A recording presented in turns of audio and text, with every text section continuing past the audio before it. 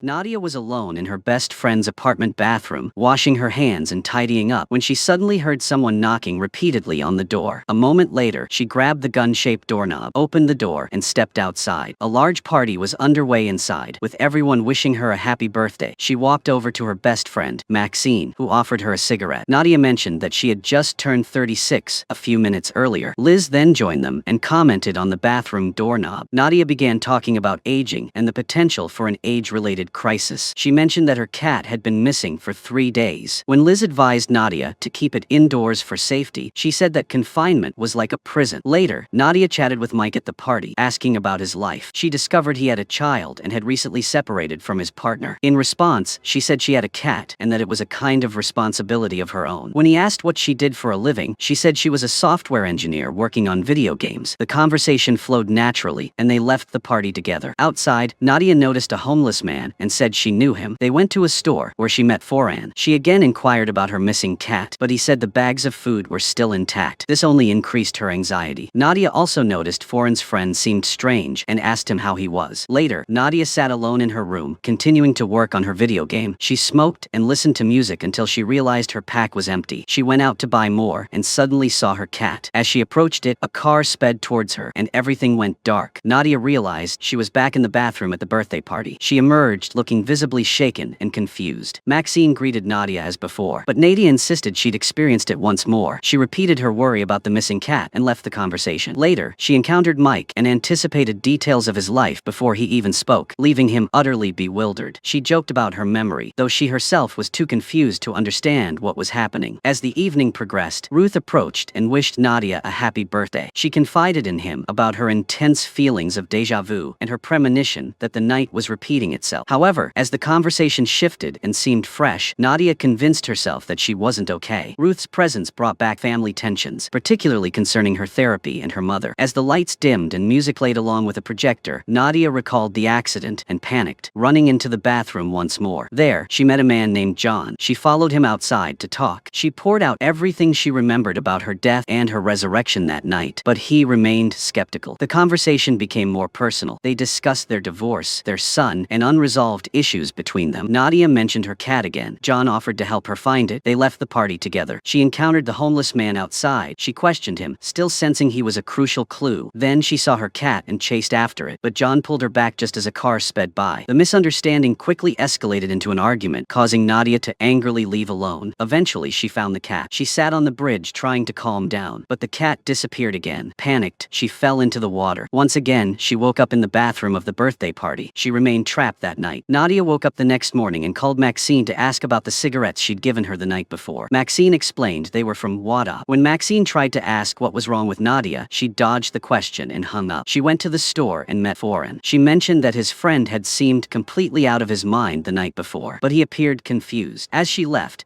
a message for Wada, emphasizing that she needed to speak to him urgently. Then she texted John asking if he'd smoked anything Maxine had brought to the party. Afterward, she went to work, but she received a call, so she rushed off again. Nadia found Wada and confronted him about the cigarettes he'd sold to Maxine. She pressed him to confirm if anything had been mixed in. He said it was just happy powder, although not from a familiar source. Nadia explains that she's tried many things in her life but never experienced dying and coming back to life. Shortly after, John calls her. She tries to explain that Maxine gave her something at the party and now things are going wrong. She even starts thinking about the possibility that she's actually dead. She hopes John will help her understand, but the conversation quickly becomes tense. She accidentally falls into a hole in the sidewalk, leading to another death. Once again, Nadia wakes up in the bathroom at her birthday party. This time, she takes Maxine's cigarettes and confronts Wada. She demands that he tell her exactly what's in them. Dr. Daniel explains that it's not happy powder, but ketamine, sometimes used in experiments to help people cope with depression and serious illnesses. Nadia tries to explain that she's repeatedly dying and coming back to life in the same night. Instead of believing her, the doctor pressed her about her family history of mental illness. Angry and frustrated, she leaves. She sees Foran's friend. Nadia follows him, hoping he has something to do with what's happening, but once again, she falls and dies. She wakes up in the same bathroom from the party. She approaches Maxine, trying to explain everything she's discovered about the ketamine in the cigarettes and how it's affecting her reality. Maxine can't understand Nadia's logic and dismisses it as nonsense. Nadia walks away dejectedly, falls down the stairs, and restarts in the bathroom again. The loop continues. Every attempt by Nadia to warn Maxine or seek help ends the same way. Maxine insists it's just happy powder and reiterates that they've used ketamine before without any problems. When Nadia pleads for help, Maxine begins to find her behavior erratic and alarming. This reaction infuriates Nadia and leaves her utterly desperate, so she gave up trying to fix things. She spent the night drinking, smoking, and numbing herself until she passed out on the sofa. Then she woke Liz up and asked for help. Liz set up a ladder so Nadia could leave the apartment without taking the stairs because she was now terrified of dying that way again. Afterward, she went to find Ruth and finally confided in him about her current terrible state. She described the turmoil in her mind and questioned her mother's past as well as her own emotional trauma. Ruth advised her not to conflate her mother's illness with her own pain. Then, Nadia revealed everything that had happened, including how she had died and come back to life multiple times in the same night. Ruth took it seriously but responded by arranging for her to be taken to a psychiatric ward. During the trip, two men questioned her. She answered curtly, frustrated by their lack of understanding. When they tried to administer a sedative, she resisted, distracting the driver and causing an accident. The collision claimed her life again, and she woke up in the bathroom at the birthday party. This time, she chose to stop resisting. She relaxed, sipped her drink, and allowed herself to enjoy the party. As she wandered around the room, she saw John on the other side. She walked towards him. At that moment, the flowers in the nearby vase suddenly withered and died. Nadia woke up once more on her sofa. Now she was wearing John's coat. She went straight into the bathroom and encountered a man. She asked him if anything strange had happened in that room. As she was still seeking confirmation that the world around her was unusual, she left and went outside to meet Maxine. She took a picture of a Hebrew inscription on the building and showed it to her friend, pointing out that the place had once been a Shiva chariot and the words carved in the stone looked ominous. Maxine explained that the building used to belong to a religious congregation, which had later moved to number 14. Curious, Nadia went to the address and met Sifra, asking if she knew anything about the old building. Sifra explained that the rabbi would know more, but she immediately stopped Nadia from speaking to him, saying he was busy and couldn't see visitors. When Nadia pleaded, Sifra became suspicious and explained that she couldn't allow a single woman out in public to speak to her husband. Sifra implied that she didn't trust Nadia's intentions. Nadia insisted she was married and called John for help, promising to explain everything later. Finally, he arrived, and they returned to the building together. Sifra remained suspicious of their story, but eventually allowed John to speak with the rabbi. He introduced himself and asked many questions about Yeshiva. Reading directly from a piece of paper Nadia had prepared for him, he brought up the building's past and asked if anything unusual or disturbing had ever happened there. After a while, John began to confide in her about his life and the breakdown of his marriage. He then left the building and met Nadia waiting outside. She eagerly pressed him for details of their conversation. John became angry and demanded to know what was really happening to her, but she couldn't explain the truth. Later, back at her apartment, they continued to argue. However, John explained that the clergyman had said the building had been sold because no one wanted it anymore. He asked why she was so concerned about it and if she was really okay. She said she was fine, while he began rambling about his intention to return, but she refused. John angrily tells Sifra that the priest thinks he's using her as a distraction from his own emptiness, only to realize she's not the distraction, but the emptiness itself. Hearing this, she breaks down and spends the night drinking and wandering outside. Nearby, she observes a homeless man and learns he wants to be called Horse. Nadia notices he's not wearing shoes, and he explains someone stole them at the relief station. He then offers to cut her hair. She agrees without thinking. They huddle together under a thin blanket to keep warm, but the cold becomes unbearable. That night, Nadia freezes to death. Once again, everything restarts, and she wakes up in the bathroom at the birthday party. This time, Nadia approaches Maxine and says she's leaving. She struggles to explain what's happening to her, but her friends still can't understand. Outside, as she searched for Horse, John called to remind her that Maxine had invited him to a party. He asked if she was there. Nadia denied it and made it clear that she wouldn't be returning. Later, she tracked Horse's whereabouts and found his belongings. She followed him to a relief station. When she caught up, he was preparing to go to bed and didn't notice her, but she still positioned herself as his guard. She stayed by his side to protect his shoes. During the night, another man tried to steal them. Nadia woke up just in time to stop him. In the morning, Horse woke up and once again offered to cut Nadia's hair. Later, Nadia found herself trapped in an elevator with Alan in it. He looked visibly anxious, and then the elevator suddenly stopped. She realized they were probably going to die. Alan reacted calmly and revealed that dying and coming back to life no longer frightened him because it happened to him all the time. Alan woke up in the bathroom of his apartment and started his day listening to a recording affirming the importance of being loved, living a balanced life, and mastering oneself while packing his belongings. His routine seemed practiced, as if he were forcing himself to stay strong. He paused briefly to look at the ring before leaving the apartment. At the entrance, he politely held the door open for an older man. The man thanked him, and he continued walking, the positive affirmations still echoing in his ears. Alan went to his girlfriend Beatrice's apartment, where the atmosphere seemed quite tense. He wanted to talk and mention a long trip he had been planning for months. Then they got drinks and sat down to talk. Beatrice began hinting at her intention to break up, and the tension between them escalated. Alan angrily knocked over his glass of wine and immediately cleaned up the mess. He revealed that he intended to propose to her. She coldly apologized. Then Alan left the apartment. Later, he spent time alone in a bar. Then he returned home, where he immersed himself in video games. He ate a lot, played for hours, and turned his apartment into a mess. Finally, Alan passed out. He received a text message from a friend inviting him to meet at a cafe. He carefully planned his time, deciding to exercise first, get ready, and then go out. When he opened the door, he encountered Adre, the girl he had asked to feed the fish while he was away. He explained that the trip had been cancelled because his relationship had ended. Alan then paid her double the agreed-upon amount and asked for her opinion of him. Adre bluntly stated that if it weren't for the money, she wouldn't even have spoken to him. Next, Alan met his friend Farron, and they talked about the breakup. Farron was shocked, especially after he learned about the intention to propose. Alan insisted that Beatrice wasn't the right person for him. His friend wondered how he could be so calm after ruining his life, but Alan believed he was finally doing things the right way. Later, he visited his mother, Dr. Javari, and tried to explain that something important had happened, but she ignored him and advised him to go back to work. When he mentioned the marriage proposal, she reacted too quickly and assumed it had been accepted. So Alan let the misunderstanding continue and left without being able to clarify things with her. He stepped into the elevator, where Nadia was already inside. The elevator stopped, swallowing them both. At this moment, Nadia foretold that they were probably going to die, and Alan admitted that this happened often. The loop restarted, Alan waking up in the bathroom of his apartment. Nadia was in the bathroom at the birthday party. They repeated their routines almost exactly the same way. When Alan visited Beatrice again, she mentioned another man named Mike. He realized that she had deceived him. She explained that it all started by chance, but then she found it increasingly difficult to admit it because she was afraid of Alan's emotional vulnerability and his potential for self-destruction. Back at his apartment, Alan searched for Mike online and discovered a photo of him with Beatrice. He angrily smashed his laptop. Meanwhile, Nadia was pursuing her own lead. She visited a jeweler, pretending to have a memory problem for names to get information. She described Alan as her boyfriend, hoping to find out his identity. When the woman refused to help directly, Nadia found another way and discovered his identity was listed in online reviews. In another development, Alan met Farron again, and they talked about the affair. Farron admitted that he had never liked Beatrice. He recounted that his ex-girlfriend had also cheated on him, and they had sought couples counseling. Alan dismissed the idea, saying he could heal on his own, but her friend said that no one can heal on their own without help. Meanwhile, Nadia finally found Alan and confronted him. She explained that they lived in the same neighborhood and were trapped in the same recurring nightmare. She even suspected they might be the same person. She tested the idea by burning her hand to see if he would react. She remained calm and steadfast, convinced that this was a problem they could solve together. Afterward, Nadia invited him to her birthday party and then left. A while later, Alan confronted Mike, venting his anger through violence. Mike defended himself, saying that Beatrice was unhappy and that he was just an excuse for her. Devastated, Alan left, clutching his engagement ring. He went to the riverbank, gazed at it for a long time, and then threw it into the water. Because he was standing too close to the edge, he was swept away by the current and died there. Once again, Alan woke up in the bathroom of his apartment. This time, he wore a new shirt and noticed the ring was missing from the box. He chuckled and decided to go to the party. There, he and Nadia had a serious conversation about what they thought was happening to them. Alan told her that he believed they were in purgatory and that the whole situation was some kind of punishment because he believed himself to be a bad person. However, Nadia didn't accept that idea and said that she didn't believe herself to be bad. Later, she led him to the bathroom door and showed him. She explained that it was like some kind of magnetic field. This strange phenomenon was like a black hole constantly pulling them into the same situation. After a while, Alan insisted that Nadia double-check his theory because maybe he was right. So, as a birthday present, she challenged everyone at the party to honestly say if they thought she was a bad person. Because the moment was so awkward, Maxine interrupted and told everyone to continue enjoying the party. A little later, Nadia and Alan resumed their debate about whether his theory was actually true. They encountered John, whom she had dated for a year. It seemed that during their relationship, she should have met Lucy, his daughter, but she canceled at the last minute. Nadia told John that the only reason she couldn't come was because she overslept. She mentioned her plan to give Lucy a book that day. She then tried to rectify her mistake. That night, Nadia went home with John. The next morning, she decided to retrieve the book she had left at Ruth's house. She got up at 6 a.m. and went there, asking for the book back and asking some strange questions, such as whether she could regret dying right now. now. After searching for a while, she found the book. Unfortunately, a gas explosion killed both of them. At the same time, Alan also died in a bicycle accident. In Nadia's subsequent death, she was once again killed by a gas explosion. Alan, on the other hand, died in a car accident. This time, Nadia decided she had to go to Ruth's apartment that night to find the book instead of waiting until the next morning. But when Nadia entered, Ruth mistook her for a burglar and opened fire. Meanwhile, Alan was walking on the sidewalk with two women ahead of him. They thought he was following them, so one of them sprayed him with pepper spray, causing him to die from an asthma attack. When Nadia was resurrected at the party, she told Alan that she was very worried about how these continuous loops were affecting everyone around them in their timelines. Furthermore, they realized they seemed to always die at the same time and counted that each of them had died 15 times already. She feared that others might be harmed by what was happening. Once again, she decides she needs to make amends with John and Lucy, but when she arrives at breakfast and sees them, she decides not to approach, believing that staying away might protect Lucy from witnessing someone's death. Meanwhile, Alan notices Mike at Nadia's birthday party and confronts him. Mike tells him that Beatrice didn't choose him over Alan. She chose not to be with Alan at all. Ultimately, Alan and Lucy survive the night, but he discovers his fish is missing. Although his suspicions remain unconfirmed, both realize they are actually dying at the same time. Just then, an air conditioner falls straight onto their heads, killing them once again. Later, Alan and Nadia have another argument about what's happening to them, hell, or whether they are the same person, experiencing the same thing. During their conversation, Nadia noticed one of the first video games she had ever designed sitting in Alan's living room. He complained that he hated the game because it was too difficult, so she decided to try it herself and realized it was indeed very difficult. Meanwhile, she asked Alan how he had died the first time the loop started, but he couldn't remember anything. Nadia realized this difference was crucial because she remembered very clearly how she had died. She believed this lost memory could be a clue. Later, Nadia took Alan to see Ruth and tried to convince her to use her therapy expertise to help him remember. Ruth refused, saying she wasn't a psychic. But when Alan confessed he didn't want to see a psychologist because he was afraid of being considered insane, Ruth replied that they never used the word insane there. During their conversation, Ruth recounted how Nadia's mother had smashed every mirror in the house because she believed seeing her reflection was proof of her existence. However, the situation remained unresolved because Alan was still too frightened. Later, while walking together, they discovered they were both allergic to him. At a subway station, a giant swarm of bees caused a panic, with people fleeing in fear. In the ensuing chaos, both of them lost their lives. After coming back to life, Nadia insisted on staying with Alan all night to find out how he had died the first time. So, they decided to go to Beatrice's house. There, the same thing happened again. She demanded to break up with him. Nadia defended Alan and scolded Beatrice. When they were kicked out, she said she felt great because it was the first time she had stood up for someone. Afterwards, they went to a bar, the place Alan intended to go to for drinks. Later, Nadia admitted that she had slept with Mike when things first started. She also mentioned the necklace her mother had given her, but when Alan tried to ask more about her mother, she changed the subject. Afterward, they went back to her apartment and lay down on the sofa together. Alan disguised himself as Mike, and Nadia pretended to be Beatrice to confide in him. After a while, when he was fast asleep, she secretly left the apartment. She took his shoes to give to the horse. She also gave him her Krugerrand coin. It was the last remaining coin from the set of 150 gold coins that her grandparents, Holocaust survivors, had invested long ago. Then, Nadia took Horse to the shop where she remembered seeing Alan the first night. When she returned to the apartment, she discovered he had cleaned the room. He had taken out old photos of her and her mother and hung them up, even though she always kept them hidden under the bed. Seeing this, she became angry and kicked him out. Later, while Nadia was at Ruth's house, she choked on a piece of chicken and died again. When she revived, she discovered the mirror that usually hung in the bathroom had disappeared. Maxine insisted that there had never been a mirror there. Nadia, panicked, ran to Alan's apartment and apologized for having chased him away earlier. He then told her that he finally remembered how he had died the first time. He explained that he had jumped to his death. Nadia confessed that she had overheard him in the store that night and intended to help him, but instead got distracted and decided to go tease some guys on the street. She realized that if she had helped him then, he wouldn't have given up and she wouldn't have been hit by a taxi. Because of this, Alan believed that everything was about morality and right and wrong choices, but Nadia disagreed. She believed the situation was like a computer glitch and their deaths were system malfunctions. She then showed him an orange that looked rotten on the outside but was still fresh inside. This helped her explain that linear time still existed even though everything seemed to be falling apart. They began to think that if they could change their first interaction, things might be resolved. However, as she tries to find him at the store, strange things keep happening. She sees childhood versions of herself, and each time she dies instantly. As the loops keep restarting, fewer and fewer people show up at the birthday party. This sight sight causes Nadia to break down and die again. Then, she recalls a moment from her childhood when her mother, Lenora, bought too much watermelon at a store. The employee gets angry and yells at her. Lenora tells Nadia to go and talk to the manager. The flashback ends, and Nadia finally arrives at the store with Maxine and Liz. There she meets Alan again. He approaches and greets her two friends, confusing them because they don't know who he is. Then, Nadia sees her child version running around the store and starts chasing after him. When the two confront each other, the child version starts bleeding from her mouth. In fact, Nadia's nose is bleeding. Not long after, she died again. However, before she breathed her last, Alan managed to take her to his house the next time. In another flashback, Nadia's mother once again behaved strangely. When Nadia came back to life, not only were the mirrors and everyone gone, but now, even the bathroom door was gone. Finally, only Maxine remained in the apartment. Soon after, Nadia and Alan became afraid that the people they loved were gradually disappearing from their world. She also revealed that she had done something bad when she was a child. Alan advised them to go and make amends, as that might be the solution to break this loop. However, Nadia said she couldn't because her mother was gone. Meanwhile, Alan decided to go see Beatrice and tell her that he finally understood her feelings and choices. Later, when Mike arrived with his son Edson, the two men treated each other very amicably and politely, without any conflict whatsoever. Meanwhile, Nadia visits Ruth. While there, she feels a deep guilt, believing she betrayed her mother by wanting to live with Ruth instead of staying with her. During their conversation, Ruth makes Nadia a cup of tea, and this time the apartment doesn't explode. This seems very important to Nadia. Later, she finds the book she intended to give to John's daughter and goes to where they were supposed to have afternoon tea together. She gives the book to Lucy, but suddenly finds a childlike version of herself sitting in Lucy's place. Back in the flashback, Ruth is trying to coax Nadia to eat something other than just watermelon. Lenora enters the bathroom and begins angrily smashing things, and Ruth tries to calm her down so she doesn't act that way in front of her daughter. However, Lenora smashes every mirror in the apartment. When Nadia wakes up again in Maxine's bathroom, she finds the party bustling with people again, just like at the beginning. Joyful and relieved, she enthusiastically greeted everyone she met. When she decided to leave, Maxine playfully spilled a drink on her. Instead of getting angry, they both burst out laughing. Outside, Nadia felt terrified as she had to go down the stairs. She told Maxine she might die if she took that route, so Maxine helped her down. Then, Nadia headed straight to Alan's apartment. Meanwhile, Alan found the ring had reappeared in his suitcase. When he checked his fish tank, he found his fish had returned. After feeding the fish, he went out to meet Beatrice. Unfortunately, when Nadia arrived, Alan wasn't home, and the old man living in the building refused to let her in. He advised her to quit smoking because his wife had died of lung cancer. Nadia spoke gently to him. The conversation continued. She asked if he really didn't intend to let her in. The old man replied that he couldn't. After leaving the building, Nadia found the horse sitting in the park with her cat. Meanwhile, Alan went straight to her party and spoke with Liz. Noticing Nadia wasn't there, he left and went to the store. There, he asked Farron if she knew where Nadia was. Farron replied that she was probably at the park with her cat. Just then, she walked into the store and met Alan, but she was with Mike. It turned out that Alan was actually in one world searching for Nadia, while she was in another world searching for him. In her world, Alan was drunk and constantly knocking things over in the store. In the other world, Alan was trying to warn her not to go home with Mike, saying she would be hit by a taxi if she did. But Nadia didn't listen and still turned and left. In a desperate attempt to stop her, Alan sent a picture of her and Mike to Beatrice, hoping it would work. But Mike decided not to answer the phone. Alan had to convince Farron to call Nadia and tell her the exact amount of his college fund. Meanwhile, in Nadia's timeline, Alan's condition was worsening. She wanted to stay and help him, but Farron said that only truly close friends could intervene. Ignoring that, Nadia followed him to a restaurant and quietly observed from a distance. When he left the restaurant, she continued to follow him to the park. There, Alan went to the bridge and gave Horse all his money. At the same time, Nadia in the other reality went to the store where Alan was trying to explain that he needed to save her life. He said he knew where the cat was, and they left together to go to the park. Meanwhile, Nadia in the other world took Alan back to his apartment because he was not conscious. She helped him to bed and recounted his entire story so he could understand what was happening before they both fell asleep. Back in the other reality, as the two were arguing on their way to the park, the taxi sped straight toward Nadia. Alan jumped in front of her to save her. Because it was too shocking to accept, she decided to leave with Mike. Meanwhile, in the other world, Nadia woke up in Alan's apartment. She discovered he was gone. She rushed to the rooftop, fearing he had jumped. A moment later, he appeared and stood beside her. Seeing him alive, she was overjoyed. Alan asked if she would promise him happiness if he didn't jump. She replied that she couldn't make that promise, but the only thing she could promise was that he wouldn't be alone anymore. In the other world, Nadia changed her mind midway. She turned back and chose to walk in the opposite direction with Alan. As they continued walking, they joined a strange procession moving through a tunnel. The film ends here. Thank you Thank you for watching. See you in the next video.